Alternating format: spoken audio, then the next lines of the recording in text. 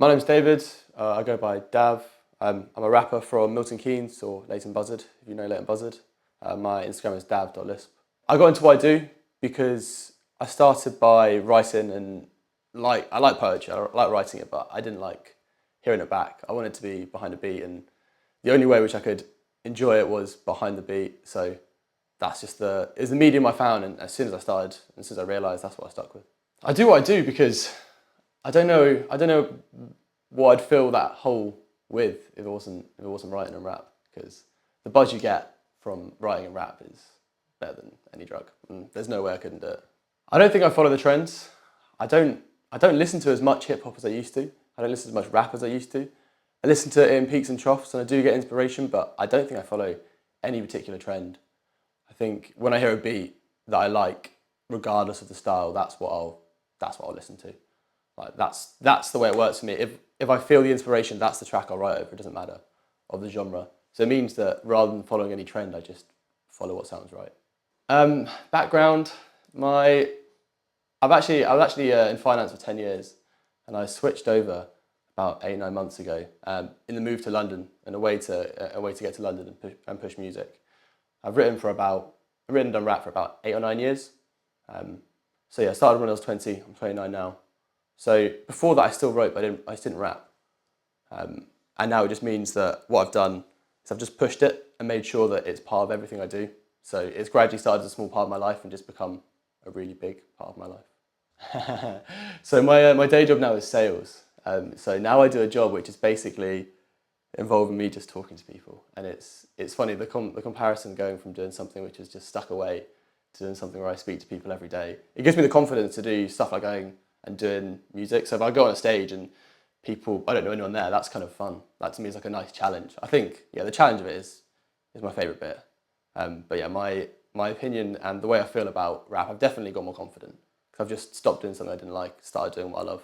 I think my goals and ambitions are A, to have fun, B, to make music I want to listen to. I think that's the important thing. It's sound good to me. I think at the moment, especially nowadays, you have big artists who can put out amazing songs, amazing albums, and they go on stuff like they go on Spotify and they get no money from it. So you have to first of all do it for the love. But my ambition is to start really pushing it, release albums, play festivals, play gigs, and really just that is my driving force for everything. I feel like I've already got the backup plan.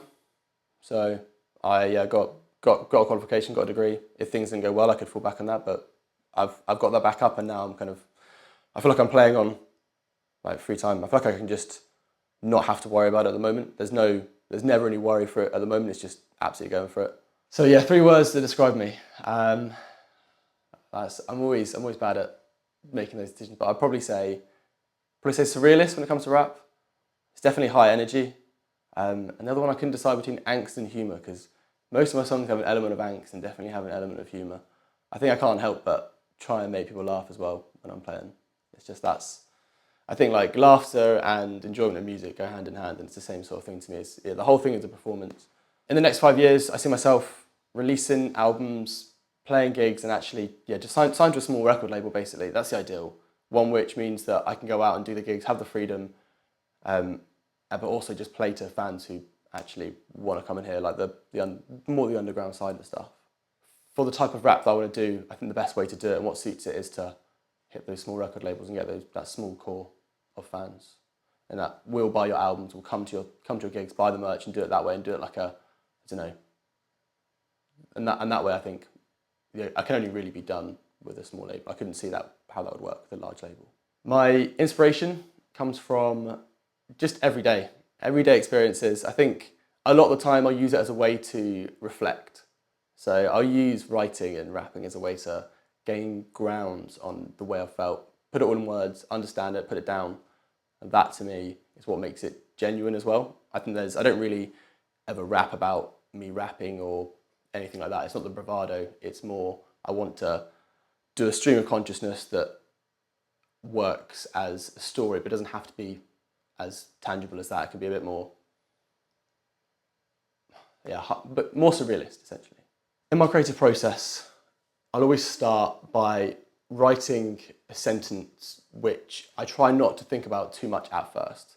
Because often when I'm trying to write a song, it's not about a specific subject. It's about a feeling or emotion. The best way for me to do that is just to start the sentence. And often, as soon as I write it, I'm like, of course, that's how I felt. And the next lead on line would feel obvious. And the more times I've done it, the more obvious it feels. And at the end, I kind of read back and I'm like, oh, okay, it makes me understand the mood or the events that have happened. Or I'll hear a song and I'm like, that song is the mood which I'm feeling. And as soon as I start writing, I kind of just feed off the energy of the song. I think being an artist definitely gives you other elements of your life or helps in other elements of your life. It gives you confidence. It gives you like a feeling of validation and satisfaction with something you've made. I'm sure if anyone who does other creative things get that same sort of sense. You finish a painting, you finish writing a book. The same logic, and I think that definitely carries over. The concept for most people of walking up to strangers is a really scary concept. And I think if I went back about 10 years, the idea of going on a stage and speaking to or doing a song for that kind of group of people is just a terrifying idea. And I think over time you get very much used to it in the same sort of way. If you see someone who's skilled at an instrument, it will look natural. It's one of those sides of it.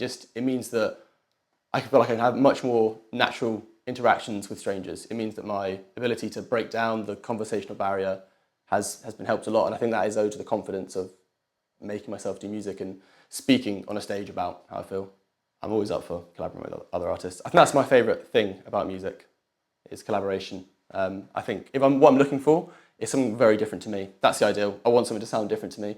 I don't want it to be, not just like the style, or I just want it to sound, have a synergy behind it, but I want it to be different. So this year, I'm finally getting my tracks sorted out and I'm getting them mixed, mastered and released. So that is the best thing to expect from me, because it's been too long. It's been 8 years of sitting on tracks and not putting them out.